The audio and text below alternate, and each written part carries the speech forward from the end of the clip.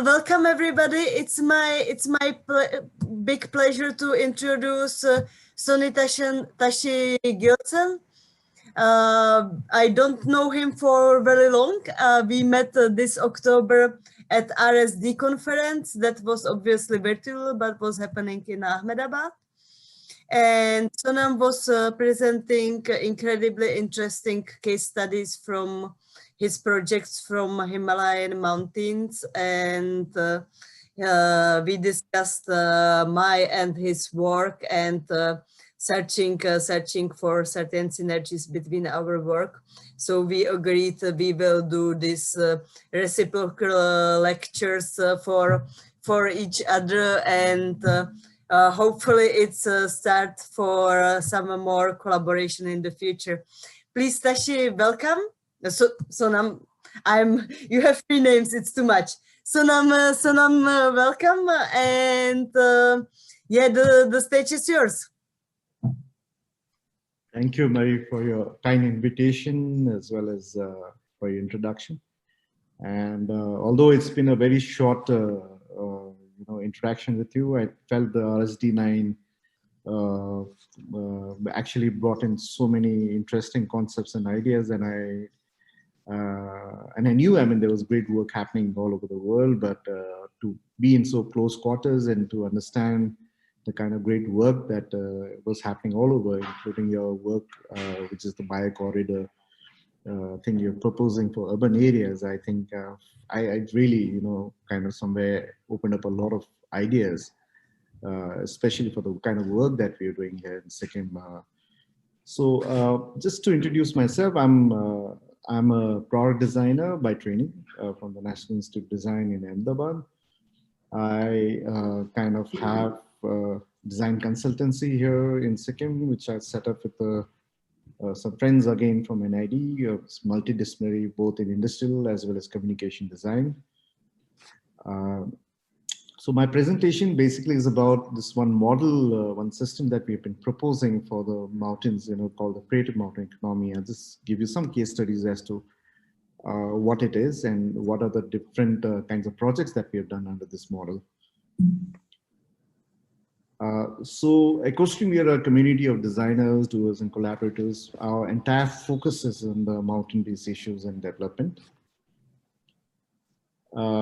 To give you a little perspective about Sikkim, we are a small state, close to about 6 to 7 lakh population in India. We are the first organic state in India. We are the cleanest state in India. The Kanchenjunga National Park is the first site in India to be recognized as a UNESCO World Heritage Site. In the first, they introduced a new category called nature and culture. So, which is actually very meaningful in terms of the kind of work that we're doing, because this is for the first time they recognized culture and nature working together as a synergy. And we share 3 international borders with China, Bhutan, and Nepal. So this is very critical also because, the strategically, politically, economically, geographically, environmentally, how we are located actually is very, very important, very strategic. The kind of portfolios that we actually work on is like, we do films, we have textile design, graphic design, product design. We do a lot of heritage conservation, interactive design, exhibition design. And then primarily we work again with a lot of, with the government. So far, actually, we have worked almost about 20 different sectors in Sikkim. One of my professors at NID, Professor M.P. Ranjan, had identified 230 sectors which needed design in India. So out of that, we have kind of like now working with about 20 different sectors. So what happened is over the past 11 years, we've been working in different sectors, and then when we try to revisit a vision, we realized that our entire portfolio was very, very deep into providing solutions which had very, geographic context, which is mostly to the mountains. So we kind of then developed this one entire concept called the creative mountain economy. And to give you an overview of this is that this is basically the map of India in the sense This is basically the 10 Indian Himalayan states and 2 Union territories of Jammu and Kashmir and Ladakh. So this entire region is very, very mountainous, and the more or less, I think the context in terms of problems and opportunities is more or less the same. So which is why we kind of position ourselves as a design company, which is focusing on providing solutions and all for mountainous issues. The creative mountain economy model is actually a model we kind of like develop and design, keeping in mind again the fragile ecosystem that we, the entire Himalayan states and the Union territories have, because the aspirations in terms of development of this region, of the people here, is towards something which is like a very, very very, how do you say, I wouldn't say westernized concept of what development is, but a very, very human-centric development, and which is basically not sometimes a very good idea, when you have such a fragile ecosystem. So the context of this entire thing is that 80% of the states in the Indian Himalayan region, we share international borders, like I said, with the world's largest economy, China, and then Southeast Asia. 76% of the Indian hill districts falls within the Indian Himalayan states and are all mountainous. 25% of Earth's land surface is covered by mountains, and it basically plays a very important role in stabilizing, resources and ecosystem services. 65% is the average forest cover of the entire geographical area of this entire, Indian Himalayan region. 172 out of the scheduled tribes of India are in the Indian Himalayan region and who primarily depend on agriculture and now tourism over the past 10 years. 60 to 80% of freshwater amongst essential ecosystems is supported by the mountains. So this basically gives you some sort of a geographical context in terms of why we are focusing so much on the mountains and why design plays a very important role here. From the creative industry point of view, 4.5 billion USD is basically the amount of music companies invest annually in discovering, promoting, nurturing and promoting artists. And in India, I don't know, we have an American Idol version of, music shows and everything in India. And if you really see, most of the people actually who end up in the top 10 of these, music shows and everything is basically, talents coming from the Indian Himalayan region. So 50% of the global revenues is accounted from digital revenues. This is what the creative industries actually now are slowly, contributing when it comes down to revenues. 29.5 million jobs were created because of the creative industry. And this is basically data talking about in 2018. 1 in 100 people in the world works in the creative industry. 100 million USD was invested by Netflix in creating a COVID relief fund recently for workers in the film and TV industry, because this entire 6-7 months has been dominated by creative industry. This is what kept people at home. This is what kept people entertained and, occupied at home. So this is actually, you're talking about huge revenue here. 2,250 billion USDs were generated by 11 creative sectors, which is equal to the GDP of 10 Asian countries. This is, I'm again giving you data from 2018 as per the OECD. Now, I just want to present some case studies as to how we have used design to, or how we have used the creative approach towards problem solving, and in Sikkim at least. So we kind of like, were trained as product designers with the whole Bauhaus model of form follows function. And that's something very, very relevant today itself. But then with the kind of work that we were doing here, our entire approach was mostly towards form follows concern. All the projects that we did, it came out of some concern or the other, not really following as a very functional thing. Function is a part of the concern.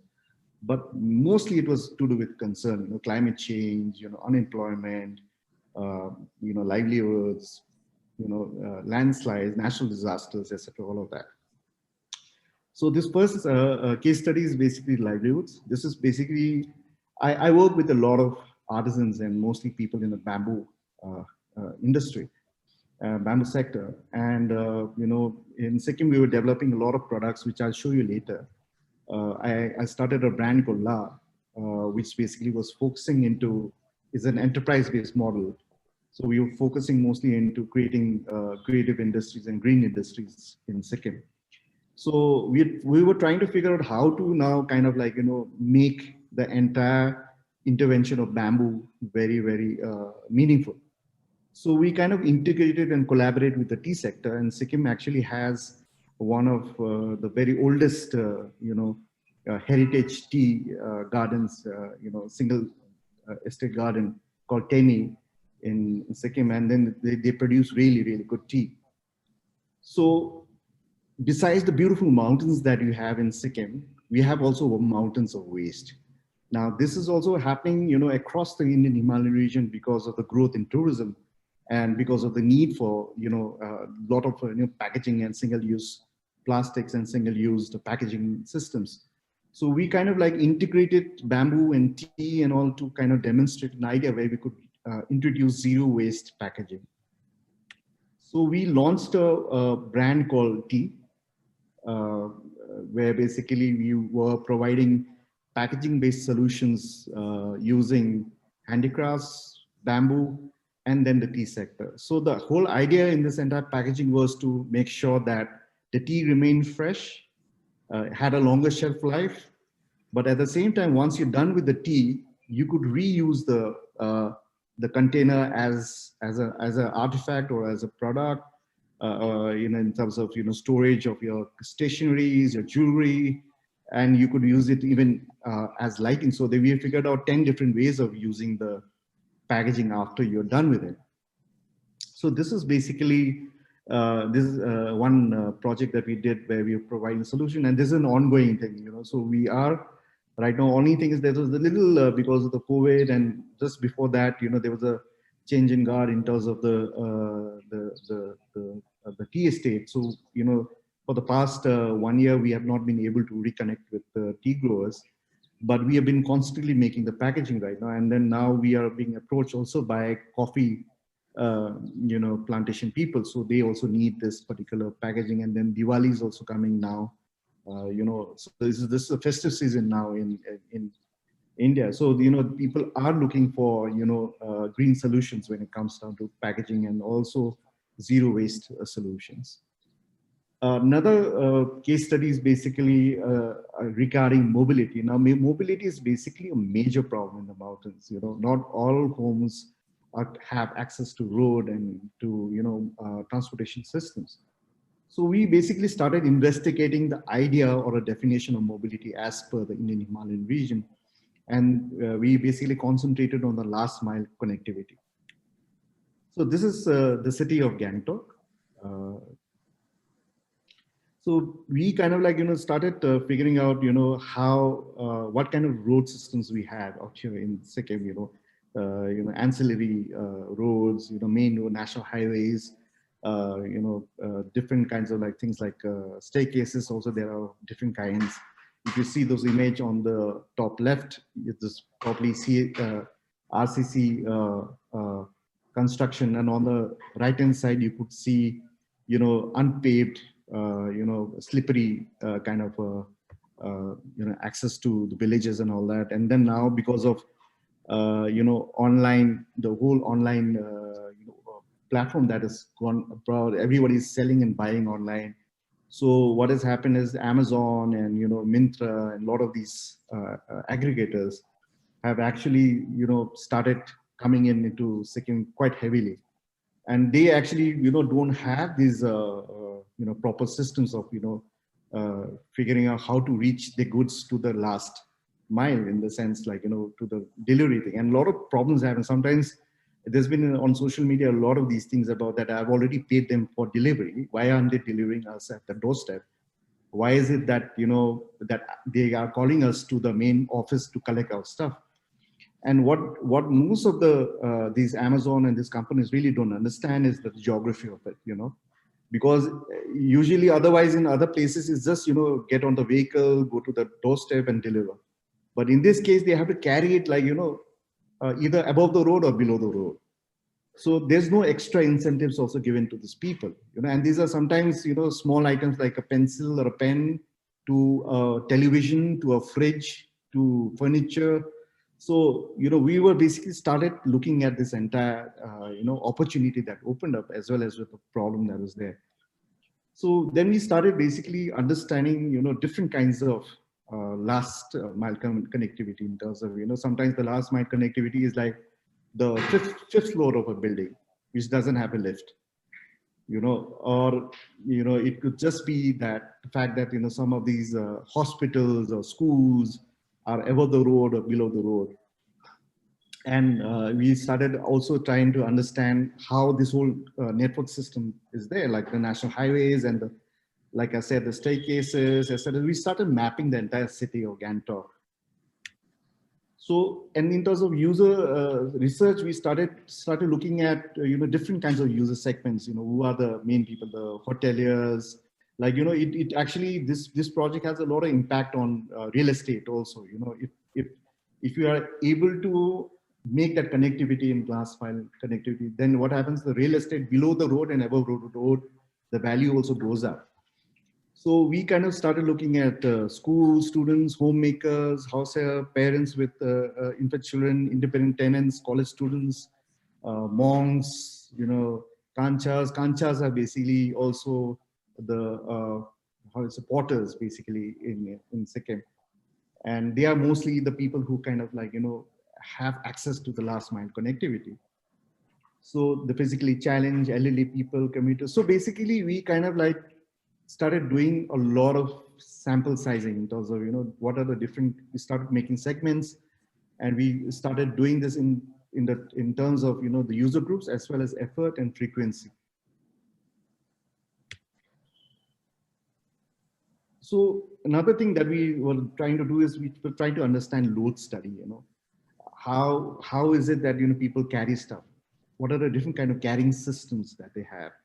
Do they use their shoulder? Do they use, how we were trying to just basically understand exactly how different people react to different kind of load. And sometimes it's load which is like very fragile. Sometimes it's a load which are very heavy. Sometimes it's loads which are very light but very voluminous. So we were trying to understand exactly how people react or they understand load. Yeah, so we kind of like did a lot of observations and a lot of study and the shadowing and all that. And then we basically figured out, what are the different kinds of loads. So we kind of divided this entire thing as basically households, one particular user groups thing, which is the homemakers and all. So we basically started listing down all the items that were there, and then the different characteristics of those items. Yeah, and then we basically then started segregating it basically in terms of, different systems, higher placement, middle, and the bottom. What goes at the bottom, what goes in the middle, and what goes in the high, and why do we have that hierarchy? Yeah, so sometimes we figured out that the entire load aspect is organic, volumetric. Sometimes it's cylindrical. Sometimes it's like gas cylinders and all of that. Sometimes it's very cuboid kind of thing, like cartons and all that.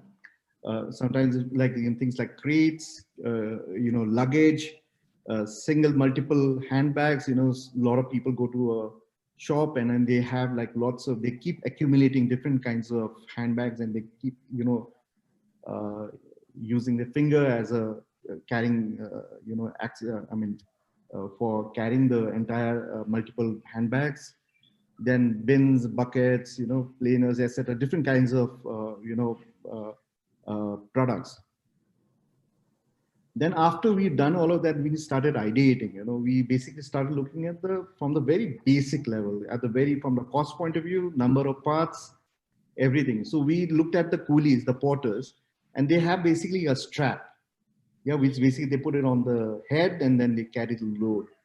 And it was pretty okay. I mean, because they carry right from fridge, which is like almost about 90 kilos, 60 to 90 kilos, to, very, very hard, wood, any kind of stuff, they carry. So our challenge was to make it as simple as that in terms of the cost aspect and in terms of access, in terms of carrying and all of that, but at the same time add value in that sense, try and make the whole the entire activity much more easier. So then we started ideating amongst ourselves, and this is basically our office. And so Rajdeep, who is this was his final year project, and he is an industrial designer, and then he worked with me on this project. This is primarily all the work that he had done with us. So after ideation, we then went into prototyping the ideas. We started developing different kinds of prototype, and then we slowly start moving on to a prototype, a final prototype, which basically we started integrating local skills and local material and all, which was easily available. The idea of this entire thing was to try and understand exactly whether within Sikkim we can make this product or not. I didn't want it to again be outsourced and made in some other state and bought it back here and all. The idea was to use local skills, local materials, and local resources to develop the entire product. Because at the same time, while we were addressing the problem of mobility, we were also trying to address the problem of livelihoods. So then we started testing it in the staircases, etc., different kind of volumetric thing that all the things that I showed you, from volume, weight, etc. We started figuring out different applications of the product. So this is basically down the stairs, this is up the stairs. Yeah, so eventually we figured out that we might have to figure out a system where people would want to carry it. So we had basically also figured out a system where then they could have a backpack mode. So there are straps and all which they can use, and it's very because of the whole structure, the load is basically distributed and then becomes very easy to carry at least about 40 kilos of load. So this is how it looks. So this is a sack of potatoes, about 40 kilos. Yeah, and the entire thing is basically all foldable. It's collapsible, so that it is easy to store when you doesn't take too much of space in your house, and it can fit very nicely in terms of your vehicle and all, because the vehicles actually don't have access. You can park it on the main road, but then from the main road above and below, there's no proper. We have to sometimes, most of the times, use the porter, but this basically makes you more independent now. So, and this is very easily, you can store it in the vehicles. So, and it's very easily dismantleable. Yeah. So now, after we demonstrated this one aspect of the product, so the product is called Tok Tok, and this particular product, then we started looking at different other applications in terms of the food industry. People who have stalls, and how they could mount the entire stalls and everything on to this system. In terms of MG basically is also one of in Gangtok, the main market is actually a no vehicle zone. So how is it that we can make this thing accessible to shoppers? And because of those COVID and the lockdowns time, what had also happened is because there were no vehicles and there were no movements and all of that. So this product, we wanted to launch it, but that time, we couldn't do a production also because everything was shut down. But we are now pitching it to the Gangtok Municipality Corporation to try and see if we could introduce this particular idea or this concept and all for shoppers in MG Marg. In terms of industries, there are a lot of like the tea industry, like I said, this could help all the women tea workers in terms of being more productive. Because the tea industry is also, the plucking and everything is very, very labor intensive, and every time they have to, from the top to the bottom, they have to, lug it on their, you can see the picture there. I'll just zoom in. They have to basically have this bamboo container conical thing where they keep putting all the tea leaves, and they have to, bring it down the hill to the main collection center. So this will basically also cater to that.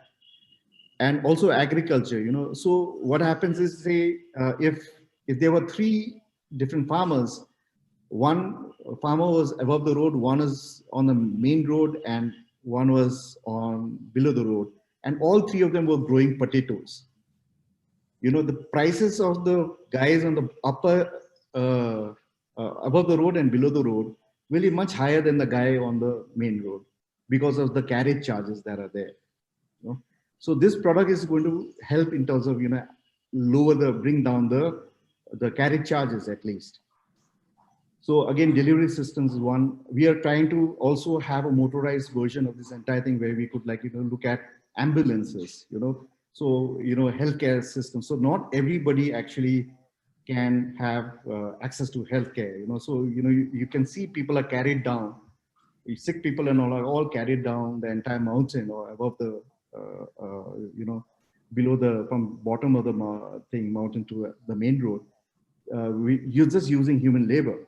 So the idea is that if you could, like, actually design these kind of systems to actually help, you know, it could just be something like a wheelchair, you know, which could actually be very nicely designed where, you know, people could just use it along those, you know, RCC footpaths as well as those kacha or the unpaved footpaths. And then tourism. You know, a lot of people come here for hiking, for, you know, mountaineering, etc., all of that, and they use yaks and they use animals mostly to transport stuff, camping gears and all of that. So we were thinking that if we could, like, you know, introduce this concept there. And then finally, the construction business. So it's, you know, again, like the same example that I gave you with agriculture is the same with, again, the construction business. So if you have land below the road or above the road, it just becomes very, very expensive to, you know, construct this, you know, your homes and your buildings and all of that.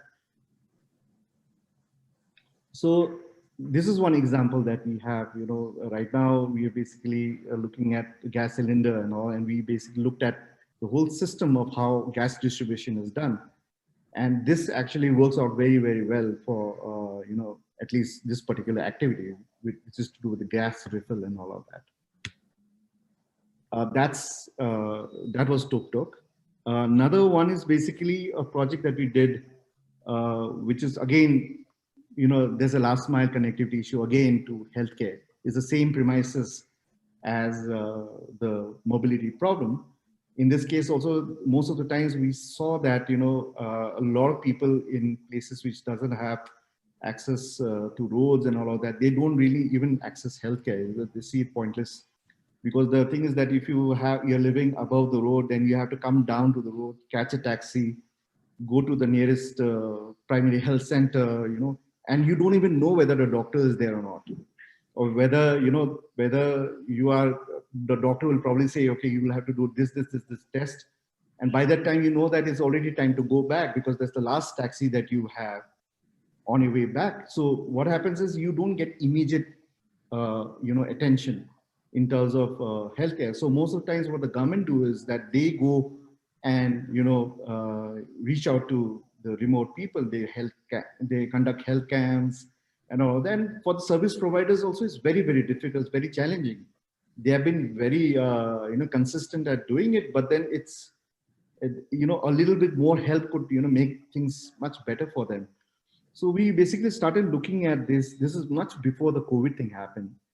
You know, where me and my colleague Himadri, we started looking at this idea of, you know, preventive healthcare systems, because we were not very sure about the other aspect of it, which is the, you know, giving solutions in terms of, you know, say you have cancer and what to do if you have cancer.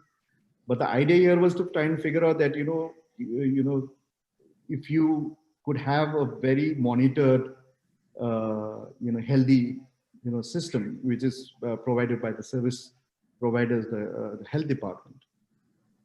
So again, same issue. That's the city of Gangtok, and that's one example of how patients and all are, you know, brought down, you know, from the mountain. And then there is a lot of these things about waiting rooms, etc. All of that in the health sector. You know, you just don't know. One doctor, we just realized that I don't know, the COVID time must be even more higher, but around that time, you know, one doctor was looking at almost about say 50 to 100 people in a day.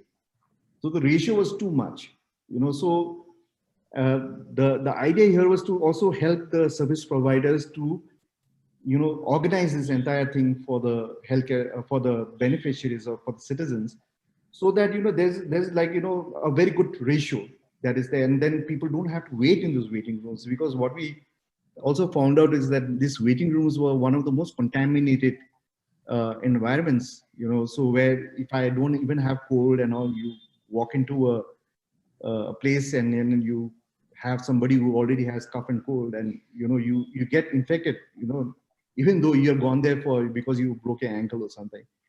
So we were trying to make sure that there was a preventive steps and all that could be looked at when it came down to this. So we kind of like studied the entire healthcare system from the last mile connectivity point of view, from the service providers point of view, from different kinds of people in terms of literacy, in terms of their aptitude towards a healthy lifestyle, or what they eat, what they, when we also found out that when I go to a market, and I want to shop, so I look at things from a point of view like, okay, what am I going to cook?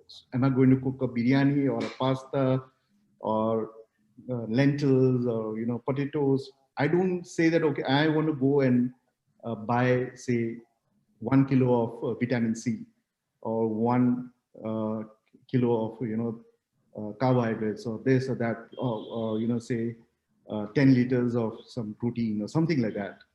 So I don't look at it from a health perspective. I look at it from a point of view, okay, what am I going to be cooking?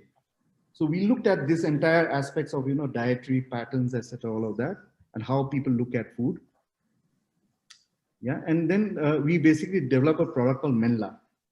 So Menla is basically a product which has voice assistant, as well as it actually has a lot of features in that, which actually helps two aspects of it.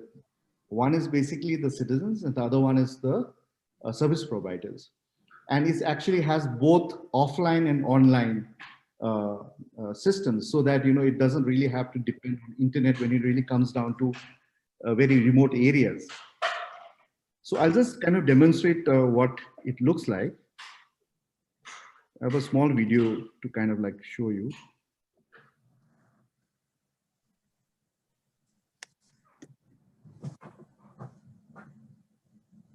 So yeah, it's an OTP based system. So, there's no password or email ID. You just put your mobile phone number and you get an OTP notification, and you can log in. So this is basically an existing system. A lot of apps already have these systems. So where you could actually, beforehand only tell the doctor what's wrong with you. And you take an appointment, and say, 10 o'clock, 11 o'clock, then you see all the doctors that are there. And then you can also kind of see the review of the doctor, so whether, so a lot of patients can say he's a good doctor or a bad doctor or whatever. And the same thing actually goes with the doctor can also say whether the patient is a good patient or a bad patient, whether the patient is actually following the, prescriptions or not. So these are very simple kind of things where, all the medical history as well as the lifestyle, everything, is all recorded in one platform. So the doctor can have an overview of his health thing over a period of time. So right from the time he's born till the time he's like, 70, 80, 90 years old. So you can upload your x-rays, you can upload your other sputum tests, diagnosis reports, everything can be uploaded onto this particular thing. So, when doctors also, service providers also had to plan out a camp, they know exactly what kind of a camp they need to organize. So, yes. So this is basically a little demo about, is a work in progress right now. So this is a demo of how the product looks like. Yeah. So another case study that I want to share with you is basically a recent project that we're working on with the education department, where we had to design primary textbooks for government schools for class 1 to 5. And the whole idea of looking at this project was to look at textbook reforms. A lot of us actually, at least I have studied, I've been born and brought up in Sikkim, and I've studied in Sikkim. I know very little about my place because the entire education system was an assorted kind of content based on different kinds of regions. And those days, I think it was needed also that we had to do that. Because that time our reference points would probably be the teacher, the library, or the secondary books that we is available around us in terms of knowledge support and information support. But now, because of the internet boom and all of that, it's not necessary that you need to put everything in the textbooks. What is very important in the textbooks is basically to look at whether how well you know your place, and how well you can take that knowledge and then information system and then implement it into immediate future, as well as your immediate the present problems. So we kind of like worked with almost about 180 content writers. All were selected by the government, which is the State Council for Education Research and Training, and UNESCO and MGIP, as well as Ashim Premji Foundation was also involved in this in terms of the whole content development part of it. Our role was mostly to look at the content and try and see how, in terms of graphic design, as well as in terms of illustrations, as well as in terms of doing the design research or the background work in terms of finding the correct references for the content. That was a major contribution to this project. So the project's entire features, basically the learning outcomes, is based on the National Council of Education Research and Training 2017. So a lot of recommendations, basically, which this particular National Council of Education Research Training has given. So we've integrated that into the textbooks, so that there's no disconnectness again in terms of the state as well as the national agendas in terms of education. The integration of environmental studies was done in language and mathematics. So I've grown up maths in just learning as formulas, but we took an entire environmental studies approach, which is basically a narrative based approach to kind of explain concepts of maths. Yeah. And I'll just show you an example of how we have done this.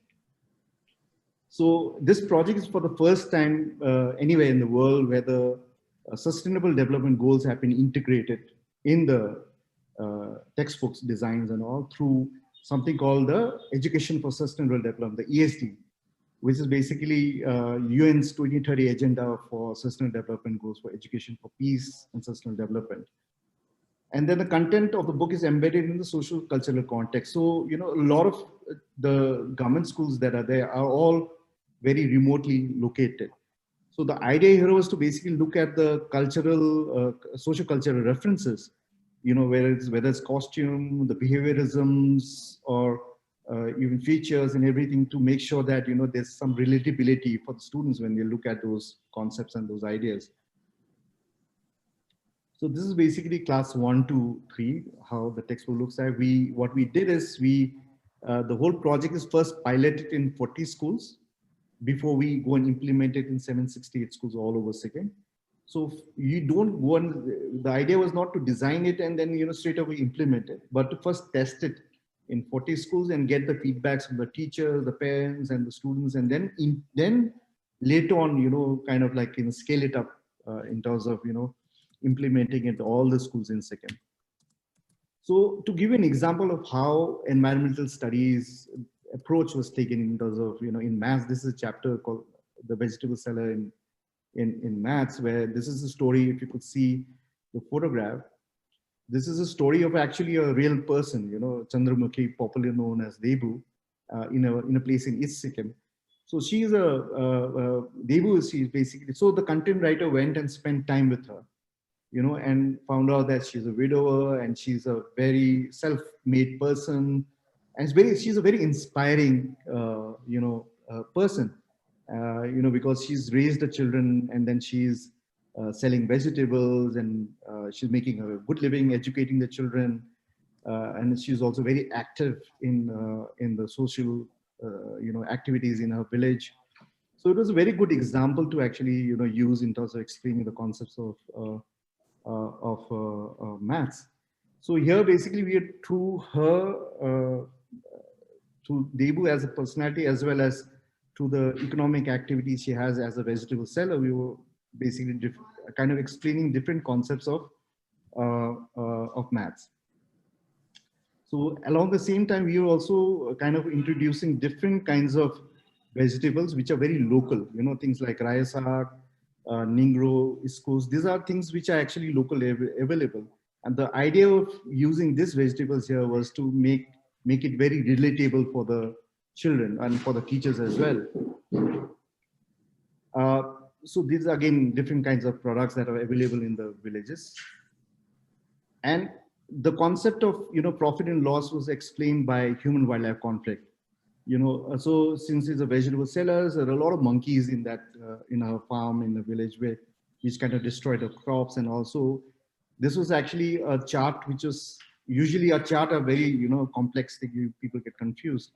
So here we kind of like the illustrator tried to figure out a way to make it more engaging and more fun in terms of understanding the content.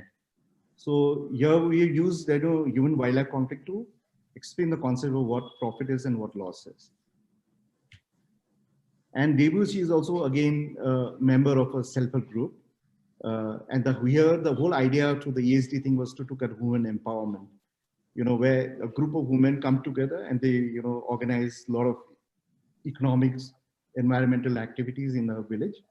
So in this case, the whole idea of how work happens and how, payment systems are introduced, how money is paid, how wages are given out was all explained to the concept of self-help group. So these were the three different case studies that were there with Echostream as a consultancy.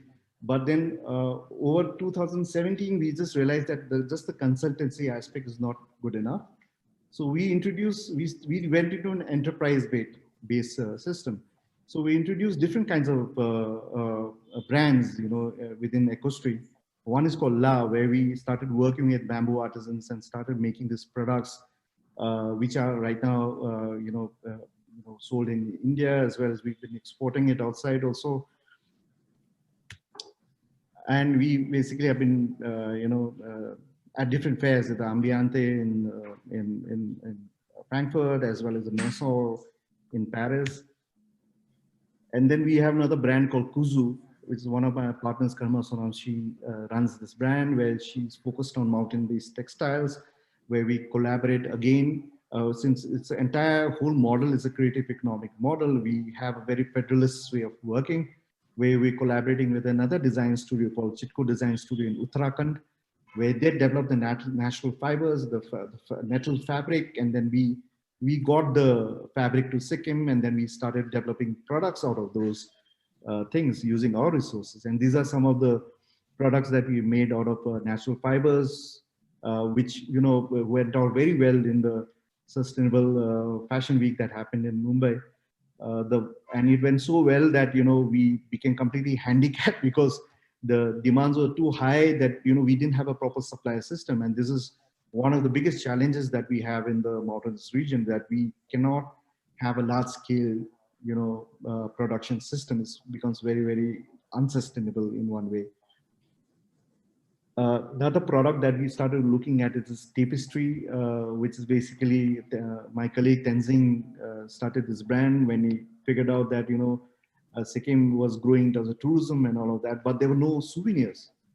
There were no souvenirs which people could take back with them, and even if they were there, it was just a product. There were no stories or there were no explanations, behind that. So he took started collecting a lot of stories from the traditional repository as well as contemporary stories, and he started converting that into products.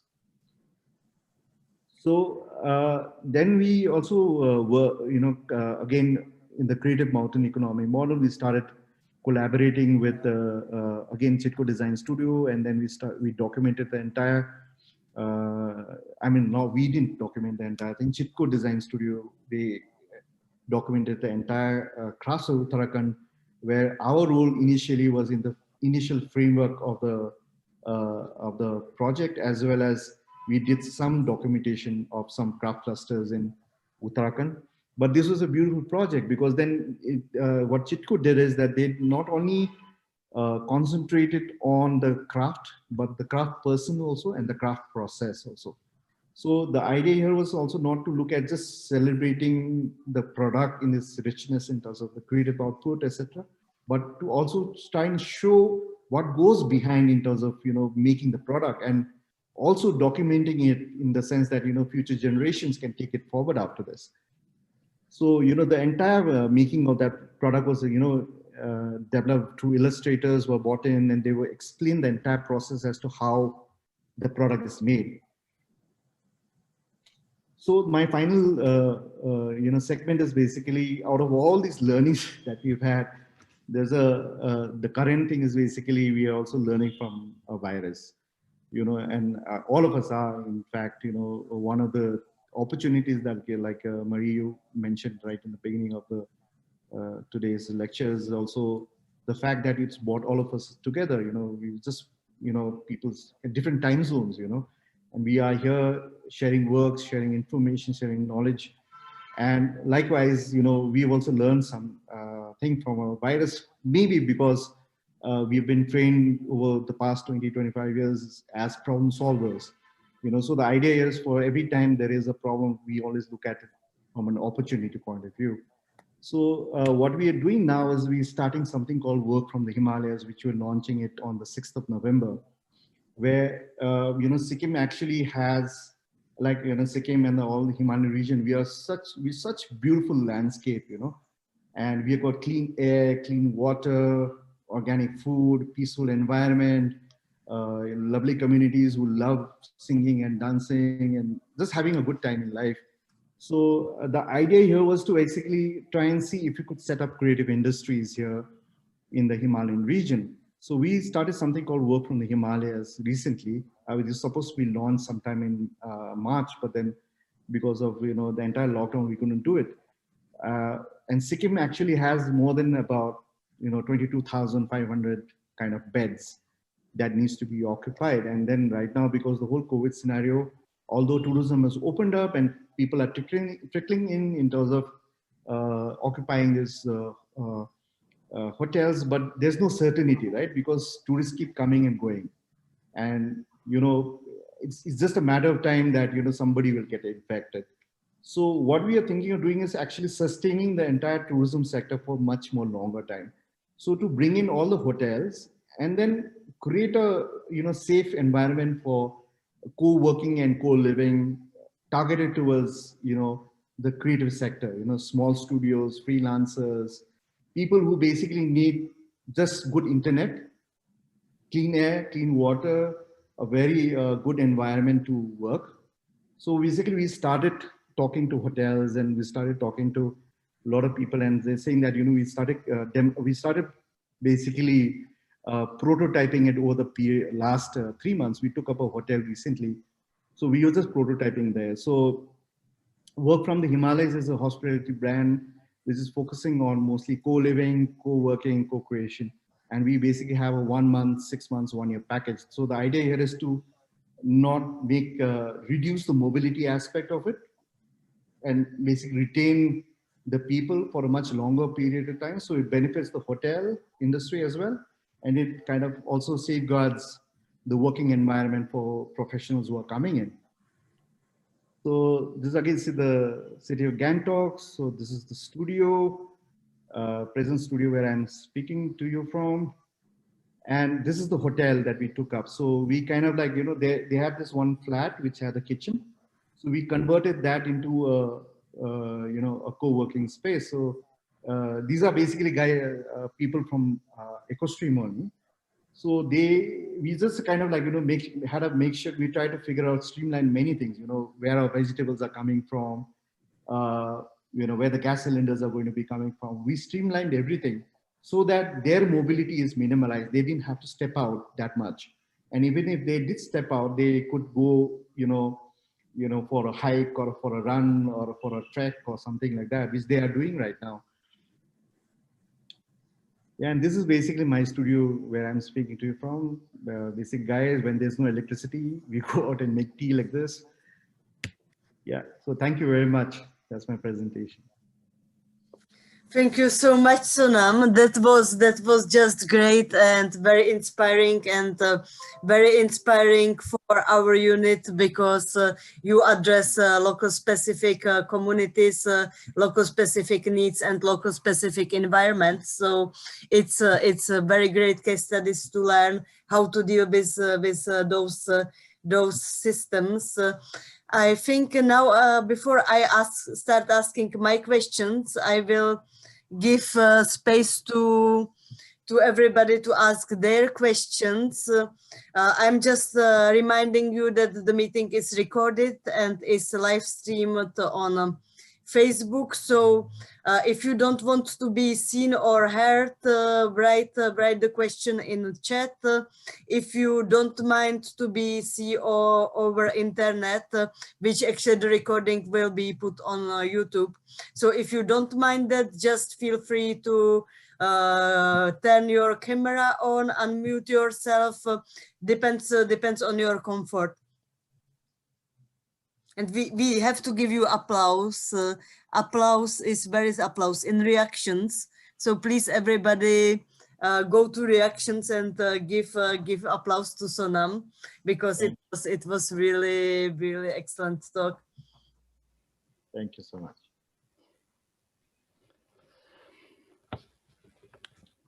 Mary, I just wanted to thank you so much for arranging this wonderful link between Sonam's work in Sikkim and Cardiff. It's really fascinating to hear about. I had a student from Sikkim, Upendra Guring. Yeah. You know Upendra? Upi, yeah. We're on a mobility things together. Yeah, Upendra. He was a fantastic student. I just wanted to say that thank you for continuing my love of your country. I think it's a fascinating place, and the way you spoke about it in terms of the communities that you're developing, and the wonderful life that you have there, and that you want to enable to continue and to develop is really inspiring to hear about, and it really continues my my interest in getting there one day, working from the Himalayas. That would be lovely. Thank you, Sonam. Yeah, I'm actually considering booking that space and start working from Himalayas. I would really love to. Thank you, very. Hopefully, I'm sure we will be. I mean, you know, something will be working out for sure. Thanks, very. Any questions? Please start asking questions. I mean, there has been so much, so rich input. So please don't be shy and ask questions.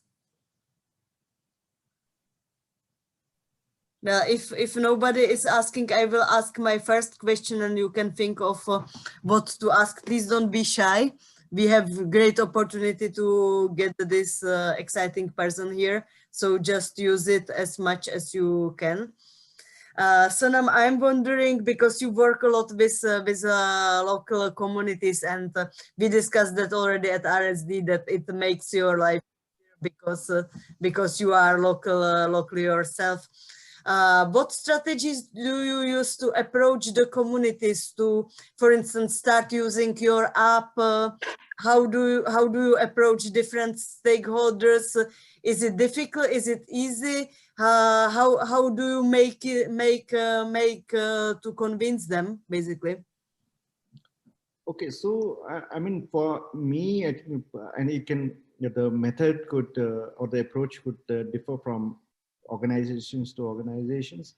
I think for me, I think more than anything else is to have some sort of an acceptability in the community, and sometimes it's actually a very long-term kind of thing, you know, in the sense that I mean, collectively, all of us, you know, when we moved back to Sikkim, in 2008, so we decided to make that commitment to Sikkim on a very long-term basis. So we had to kind of phase out the entire approach in terms of the method.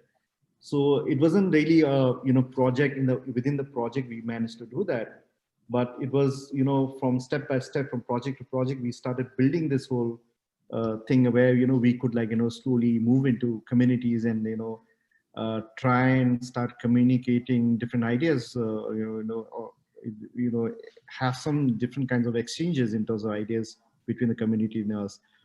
And the thing is that it's actually very difficult in that sense, from a point of view, like most of the people actually see that, okay, these guys are just coming here, just to extract information, and they're going to do something with it, and then after that they're not going to come back. So what we managed to do is that, we managed to, build a very long-term relationship with them. And we kind of like sustain it through small projects and through, small dialogues, or,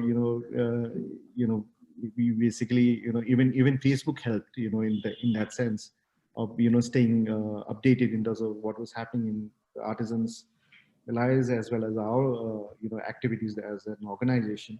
So it wasn't really a, say a project oriented kind of a thing, but it was developed over a period of time. And by now we actually have kind of like figured out how to break the ice in that sense, in terms of, when you approach different communities or organizations or individuals towards, collaborating. Mm-hmm. Yeah. Thank you. Thank you. I just have message from Hudu that he thanks me for organizing and that it is very inspiring talk. Thank you. To see lots of creative ideas transformed into place, and he has to go to another meeting. So, so thank you, Hudu. Thank you for joining. So I'm curious, are there any more questions? Please don't be shy. Yeah, I had a question. Excellent. Hi. Hi. So I was just wondering, I think this ties back into Marie's last question, but has there ever been a project that you did or something which kind of actually went negatively that you learned from? And that, like, that was more of a back and forth process, like that, like just an example. Yeah, there was. In fact, in 2010, when we were, again, an education project, when we were trying to map out the vision document for elementary schools in Sikkim. And we were given the task of, figuring out different kinds of case studies for, developing a vision document for elementary schools. So there were about 174 odd schools all over Sikkim, So when we went there, and we were just, young guys out of college and, full of ideas, and, I'm a product designer and all of that. I want to help you out, like with a very helpful. Top down. Yeah. We went and, in some of the focus group discussions, when we started discussing different things, and we started saying, oh, your school is like this, but it can be like this, it can be like that. We started giving out ideas. And that backfired a lot. Why it backfired a lot is because the whole exercise was to map out aspirations and, map out different kinds of problems and all from the real experts of education, which is the, teachers and the school management committee members, as well as the parents. So the idea, what happened is that I think we were too arrogant as designers. I think, we thought that we can, change the world. I mean, like, we felt that we were like, I think we were projecting ourselves as experts in education, in that sense. So what was happening, the big mistake that we made there was the mistake of not listening, so that was a big lesson, and then after that, our entire approach changed in terms of, we are basically now trained ourselves to be better listeners, and that actually works quite a lot when you have to, kind of work in this particular field. Yeah, that's what I was kind of that's where I was kind of headed with my direction of my question is, yeah, I think like as designers, it's really hard to listen to others. Like that's something that I want to try working on a bit more. So I really appreciated how you showed us examples of, the sketches that you did about like the grocery store or the ways you carry things and things like that. Like you're really putting yourself into the position of people who are actually going to use the product. So that's why I wanted to know like how you got to that stage eventually, because I'm sure there was some back and forth before reaching that. Yeah, I think in that particular project, Rajdeep, who's working with me in this project, so the sketches and all his things. So, for him also, see, he's from Maharashtra, Pune. So he's not a local from Sikkim. So what happened is for him, that sketching and the entire thing was actually a very how to say, non-invasive way of observing, and for him it was also this entire process of ideation and using drawing skills and all, and to map out different problems and to kind of have different kinds of insights is actually very useful. Especially when you are going to a place where Rajdeep basically had a lot of problem in terms of initially communicating with locals. So he used sketching and everything as a tool to records information and make his observations. Yeah, no, it's definitely like a good tool and a really nice approach to just understanding consumers better. Like I know your background is in product design, but I think it's applicable to any field really, like from architecture to design. But yeah, thank you for the talk today. It was really, really eye-opening, and it was nice to see, like you said before, a lot of our ideas of development are very westernized. So it was nice to see something that is outside that that little bubble, and something really effective that we can like take notes on. And yeah, no, thank you. Thank you, Risha. Yeah. More questions, comments, congratulations. If nobody is asking, I will ask again. I was very excited about that storytelling when integrating the sustainable development goals into the education. That is something so relevant. That is so great. I'm wondering when you are using storytelling, because you use the real story. Is it difficult? I mean, I can imagine many people would mind to share their story. Is it difficult to convince people to share their story? Because now every kid in your region knows the story of that lady, and maybe. Or maybe you have to shape the reality a bit, because not everything is, if you would share that her husband was cheating on her, for instance, it probably wouldn't, it might have effect on her, or things like this, or sharing actually about her economy, that she might have struggled with financial problems, things like this. Do you need to edit the stories, and are people open to share their stories for such purposes? And do you discuss the ethics with them, that now everybody knows about your story, and so on? Yeah, I think one thing is there is that Sikkim as a community, as citizens here, I mean, we are one of those very peaceful lots. We don't have too many hassles, or we don't have that much of problems when it comes down to communicating and sharing experiences and all of that. And when the story was recorded by the content writers, when they went to interview her and all, and when they said that how her story could actually inspire so many people in the villages and all of that, because what is happening is that a lot of, like, for example, a lot of people, like the first generation of people who are actually going to schools today, they've seen the hardships of agriculture and other things, right? So they don't want to do that, so they want to be engineers or government employees or something else. So but when she heard this whole story about how her entire story is going to be kind of help in terms of motivating young people into looking at agriculture as a lucrative thing, and also to bring in the whole how her story was to bringing in the whole basic understanding of commerce.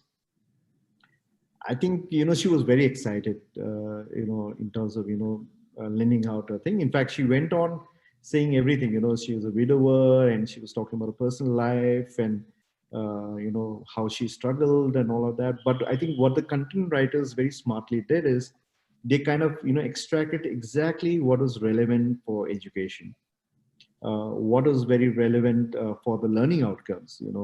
So they managed to bring in this personality of a very strong woman, who actually was managing so many things. She was multitasking. She was a member of self-help group also, and she was doing a farming also, and then she was basically doing plantations also on World Environment Day.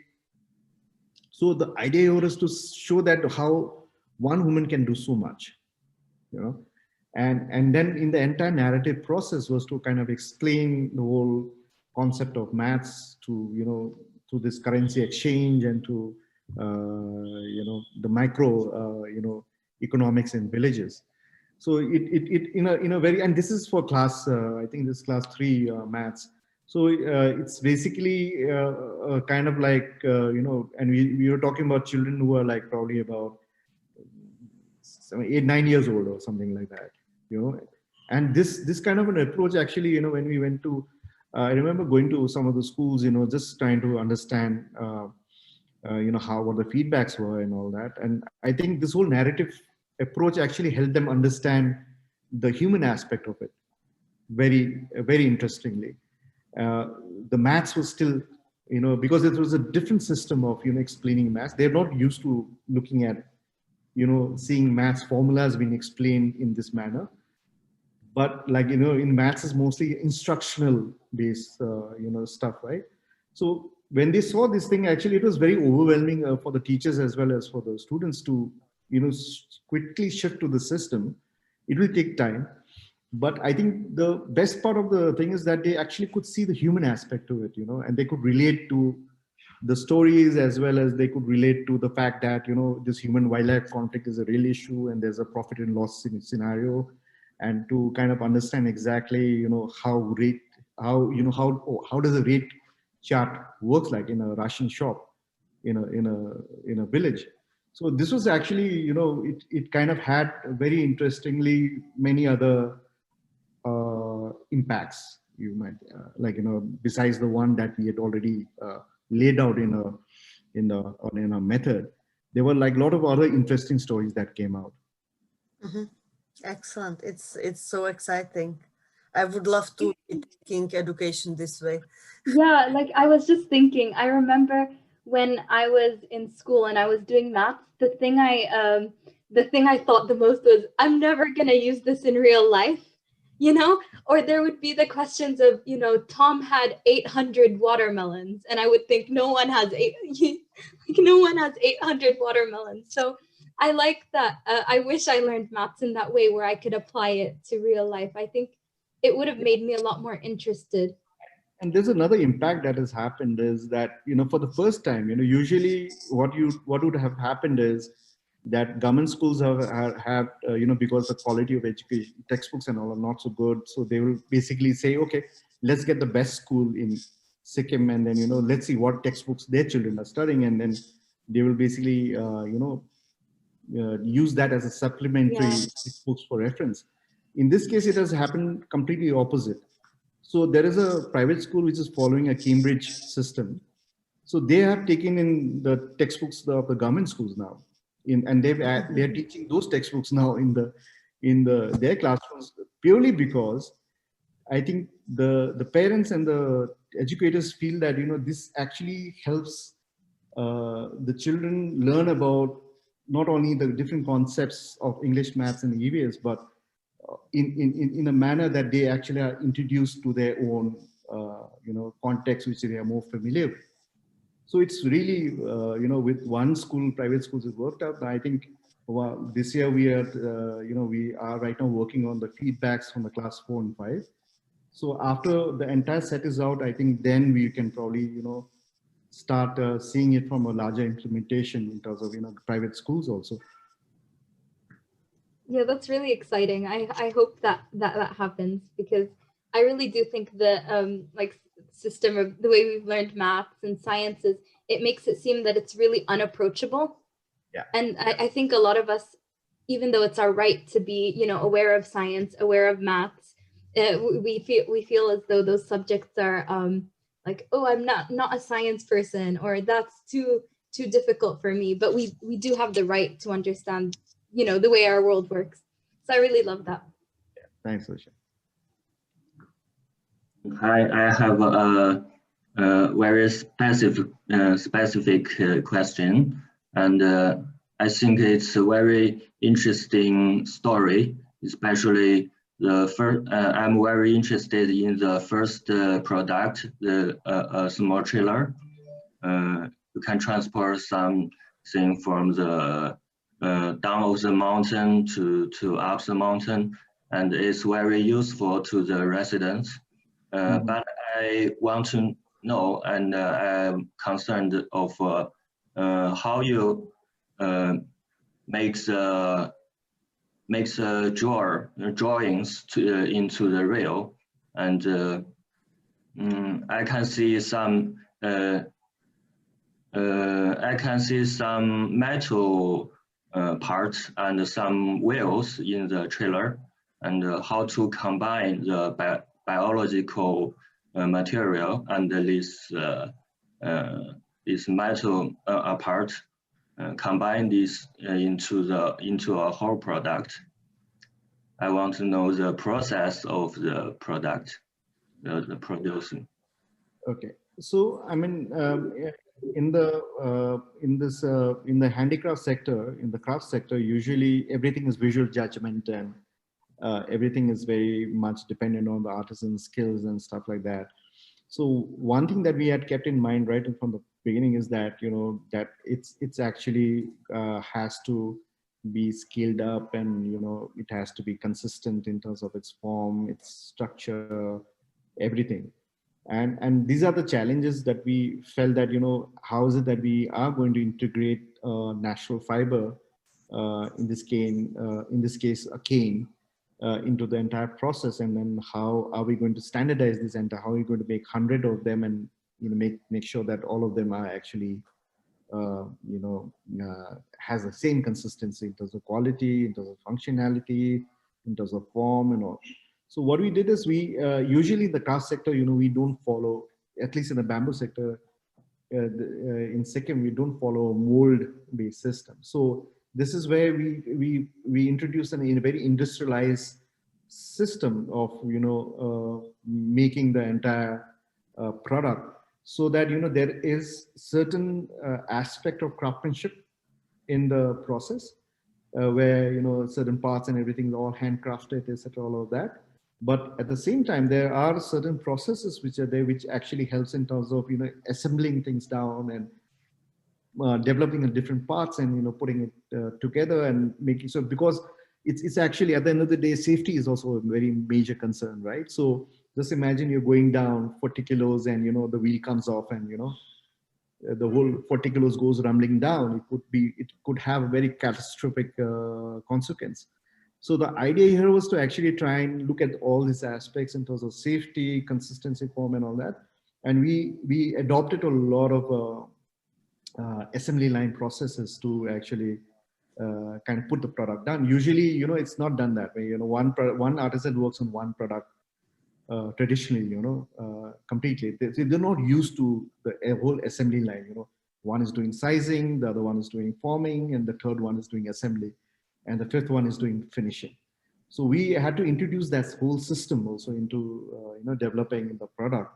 So yeah, and then at the end of the day, cost again comes into the whole picture, right? In the sense that since it has to be affordable for people to actually buy this product. So we kind of considered all of these things while developing the product. Yeah. And you made this product for once a success, or some or you have some filler product. Sorry, I didn't understand. Before you produce this product success, have you have some fillers? Some fillers yeah, of. Yeah, you mean testing and all that? Yes.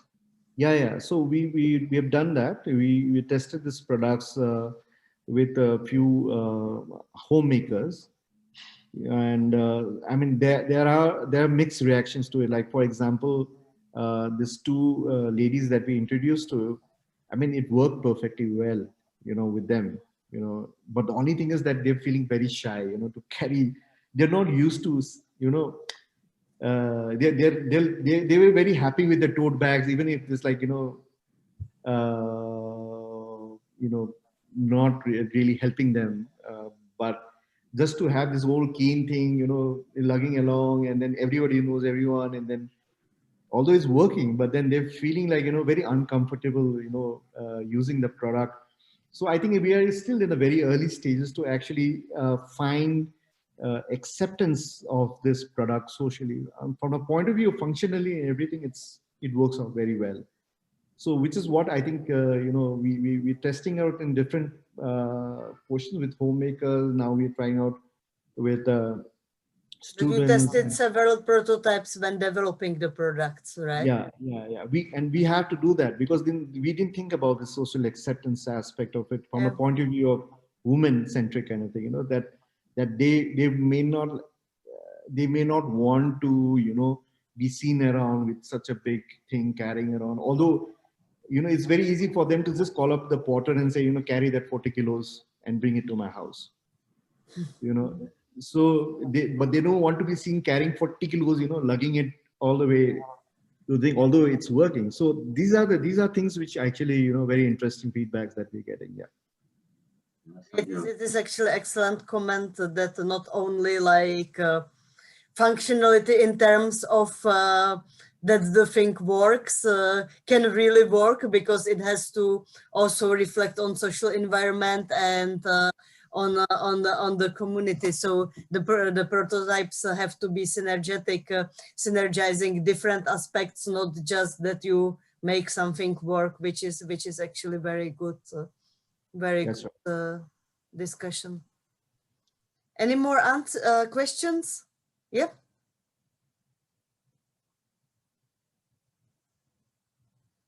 No? Okay. Well, then we will close this session. I'm just posting you the next steps for today. So you will now see two pre-recorded talks. They are quite short. That are from me and my colleagues, and we meet at 2 o'clock for your Minimaps presentation. So I'm just posting. Why is it not? Oh, this is. I'm posting it to, here. Okay. So here you have the links. They are in your weekly maps. In case you cannot find them.